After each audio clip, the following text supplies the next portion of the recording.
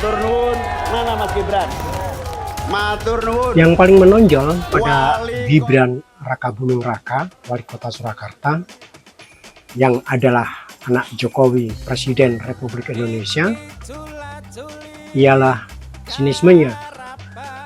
Dengan kepala ditarik ke belakang, dagu agak mendongak, kornea mata ditarik ke sudut 45 derajat, dan sudut bibir kiri kanan agak ditarik ke bawah. Saya pakar gestur atau ahli melihat ekspresi wajah manusia atau wajah politikus? Bukan. Saya mencoba meniru-niru para analis gerak-gerik manusia. Dan saya merasa lucu ketika diyakinkan bahwa hal itu ada ilmunya, saintifik, bisa dipelajari secara akademik, dan karena itu bisa mendapatkan gelar akademik pula. Lumayan. Ijazahnya bisa untuk melamar kerjaan atau menciptakan pekerjaan yang bisa mengajukan kredit ke bank. Betapa rumitnya hidup, padahal cuma untuk melihat kecenderungan atas pilihan politik seseorang. Saya bilang cuma karena politik memang cuma, tafsirnya saja yang berlebihan ke mana-mana. Padahal sumpah masalahnya ya sederhana banget. Karena kesalahan kita melihat siapa bukan dengan apa, melainkan melihat apa dengan siapa. Bingung?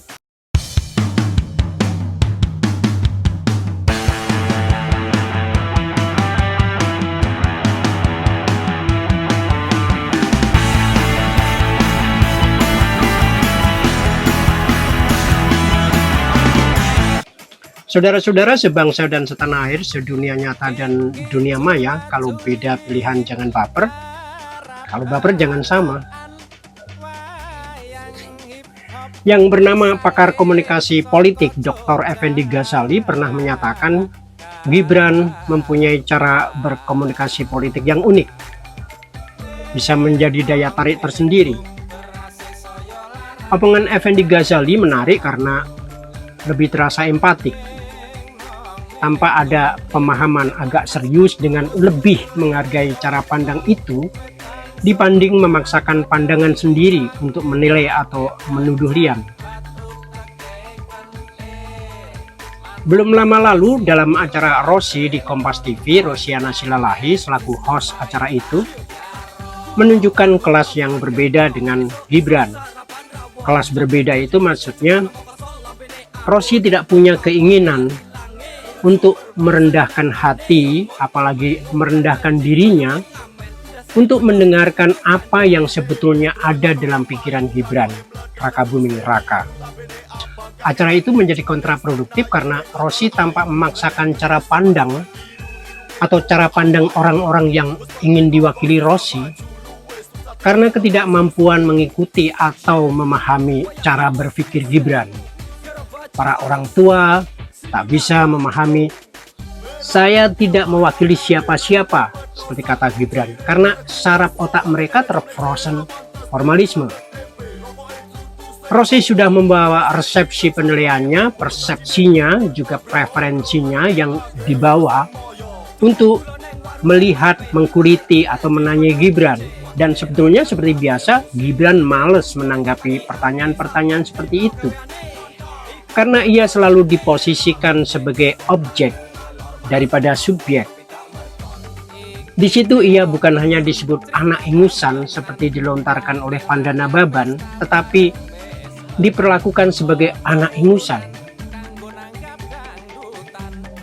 Kemarahan atau kejengkelan Gibran sebenarnya sudah muncul ketika pelantikan Jokowi sebagai Presiden Republik Indonesia pada Oktober 2014, periode pertama. Di depan wartawan, Gibran sewot ketika ditanya tentang kemana saja selama ini kok tidak pernah kelihatan bersama Jokowi, ayahnya. Gibran waktu itu menjawab ketus, "Lah saya kan punya kesibukan sendiri, saya bukan pengangguran." Perlawanan pada bapaknya itu terus berlangsung hingga ketika Gibran menikah. Gerak-geriknya menunjukkan ketidaksepakatannya dengan pilihan-pilihan Jokowi. Hingga Gibran memilih jalan kaki meski disediakan kereta kencana menjemput calon istrinya waktu itu. Dulu saya mengatakan Gibran berjuang keras untuk keluar dari bayang-bayang atau pengaruh ayahnya.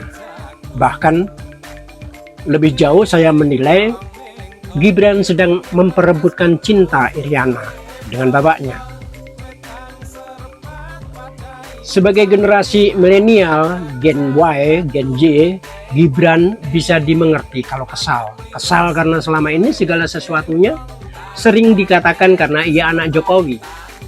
Ketika Jokowi selaku wali kota, gubernur, bahkan apalagi sebagai presiden. Padahal sejak mendirikan usaha catering pertama kali, Gibran telah menyatakan perang pada KKN, korupsi, kolusi, dan nepotisme.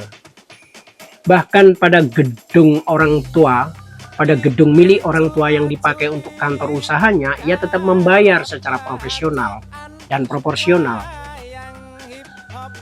Juga termasuk menolak semua orderan dari Pemkot Solo yang ketika itu ayahnya adalah wali kota Solo. Dan ketika ia masuk pada dunia politik, orang pun tetap menudingnya karena anak Jokowi. Ya kalau bukan anak Jokowi, emang anak siapa? Mulut kotor akan menjadikan humor bahwa ternyata ada laki-laki lain dalam kehidupan Ibu Iriana selain Jokowi, sehingga lahir Gibran.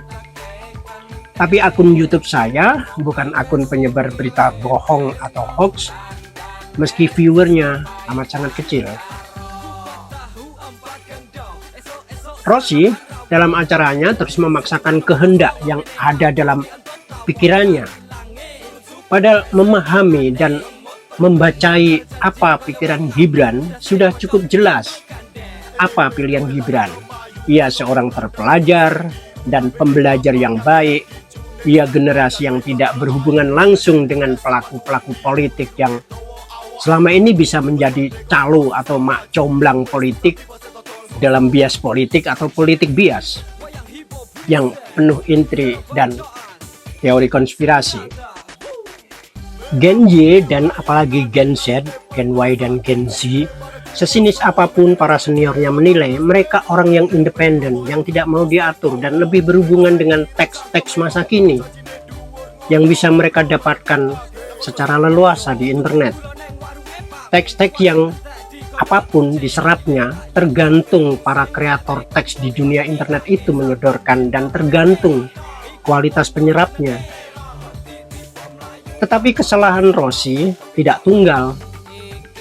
Pada generasi yang lebih muda meski beda tipis seperti Budi dan Ari di Total Politik, ternyata sama saja.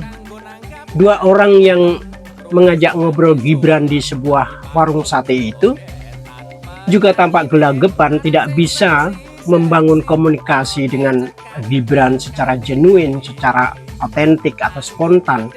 Karena dua orang Total Politik itu mungkin sudah keracunan pola pikir para politikus senior yang sering jadi narasumbernya, yang sekali lagi oleh teori konspirasi yang penuh intrik dan kerap muncul dengan istilah-istilah aneh seperti teater depan, teater belakang, panggung depan, panggung delapan.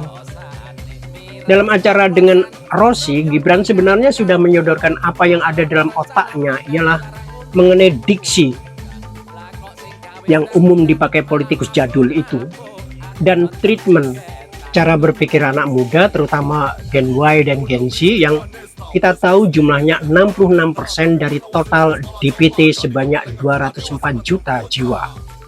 Mereka sebagiannya pemilih pertama dan bagian penting dalam bonus demografi, serta akan menentukan situasi krisis 13 tahun ke depan dalam menyongsong seabad Indonesia di tahun 2045. Sayangnya pernyataan Gibran itu tidak dielaborasi oleh Rossi, apalagi oleh Total Politik yang sibuk dengan isu-isu politik yang mereka dengarkan dari para seniornya dalam obrolan di warung sate itu. Kelihatan betapa konyolnya dua host Total Politik itu.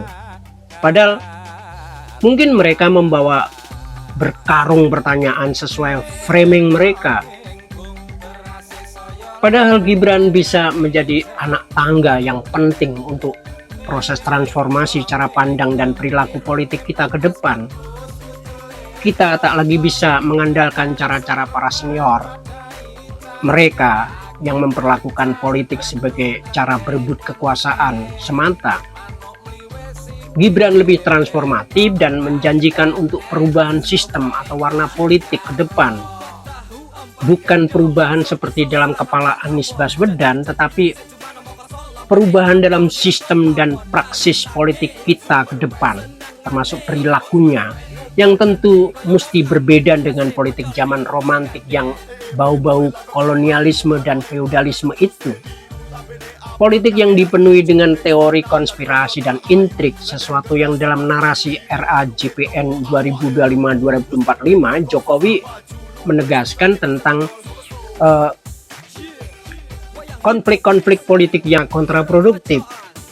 Dalam digital demokrasi, di situ Indonesia mesti berubah. Gibran adalah subjek pelaku, ia satu individu. Dalam sistem demokrasi yang memakai sistem one man one vote, hanya mereka yang berpikir feodal tidak akan bisa menghargai generasi baru yang sedang belajar, sedang tumbuh, dan apalagi pada generasi pembelajar seperti generasi Gibran dan berikutnya. Jangan tanyakan apa pada siapa kalau levelmu masih siapa memilih siapa. Gibran sudah belajar dan melakukan apa, pilih apa. Dirinya bukanlah siapa tapi apa. Itu saya kira yang mesti dimengerti dengan segala hormat kita pada para senior. Contoh kecil, di YouTube ada postingan berjudul panjang menjelaskan gestur Iriana jadi sorotan saat Caimin sebut nama Prabowo dalam judul. Di thumbnailnya disebut kode keluarga Jokowi jagokan Prabowo. Hanya Gen Y dan Gen Z yang bodoh tentu, yang mudah terpengaruh dengan postingan ahli gestur itu. Kalau cuma begitu, saya juga bisa bilang, melihat isi celana dalam Prabowo Subianto, saya percaya bahwa itu tanda Surya Paloh di TPS akan mencoblos Ganjar. Dengan ilmu pengetahuan, kita sudah tahu siapa Presiden Republik Indonesia yang akan datang dan yang akan dipilih Gibran. Kalau semua pemilih sepemikiran dengan Gibran, itu doang. Wong hampir semua Gen Y dan Gen Z punya gadget. Kok masih saja gagap? Saya ingat dalam novel politik saya, Anonim Mahero, yang saya tulis tahun 2004, dalam penutupnya, Anonim Mahero, ini novel tahun 2024. Dalam penutupnya saya mengajak kaum muda untuk don't follow the leader.